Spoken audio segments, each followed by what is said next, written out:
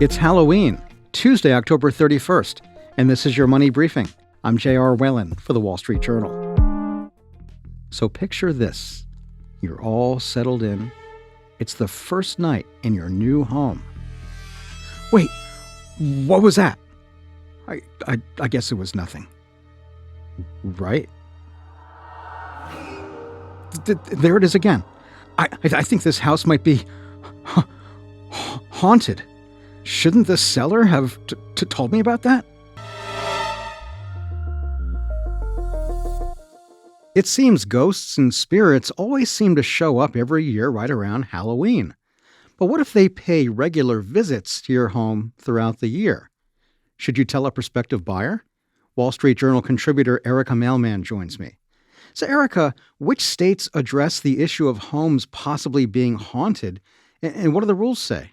No states require any kind of disclosure about a possible haunting in the house, with the exception of New York, and we'll talk about that a little bit later.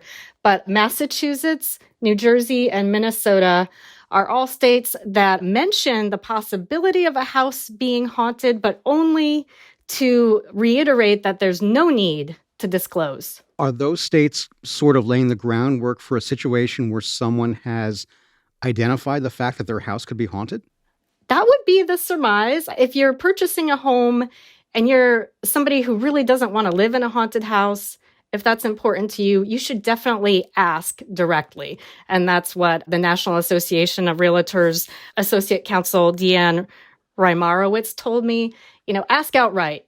If that's important to you, make sure that the house is clear of any paranormal activity before you purchase. How would someone clear out paranormal activity? I talked to some people who have taken a few precautions before moving in, and a few examples were having cleansing ceremonies just to make sure that any lingering bad energy or spirits remaining could be cleared out before the new owners take ownership. What kind of paranormal activity have people claimed to exist? There's been a ton of really interesting narratives that have arisen. Some of the really interesting ones were this couple in Oroville, California, felt that there was somebody lying in bed between them. There were easygoing things like French doors opening on their own. And then on the most extreme end, and in that same Oroville, California house, a woman returned home from a trip and felt like entities were attacking her, and she wasn't able to return to the house for 2 weeks. Now, you mentioned New York State's rules a moment ago. What is it about New York that stands apart from the other states in this category? So in New York, there's a beautiful Victorian on the edge of the Hudson. But when the Ackley family purchased it in 1967, it was decrepit, and it had stood vacant for 7 years. And so that family moved in and did experience, as they say, a lot of paranormal activity. And in fact, Mrs. Ackley wrote it up in a Reader's Digest article titled "My Haunted Home on the Hudson." And that kind of started problems for her decades down the road after their kids had grown and they were selling the home, because Jeffrey Stambovsky placed a down payment on the home in 1989. And when he learned that the house was said to be haunted, based on this Reader's Digest article, articles in the local newspaper, and also the fact that the house had been featured on a haunted walking tour, he pulled out. And a year later, he asked for his down payment back, and they said no. And he filed suit, and he lost. And then a year later, he appealed and then won.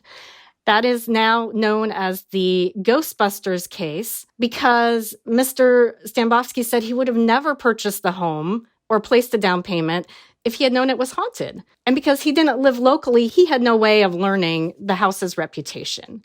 So he could have put a call into Bill Murray, Dan Aykroyd, and the boys to come in and check it out.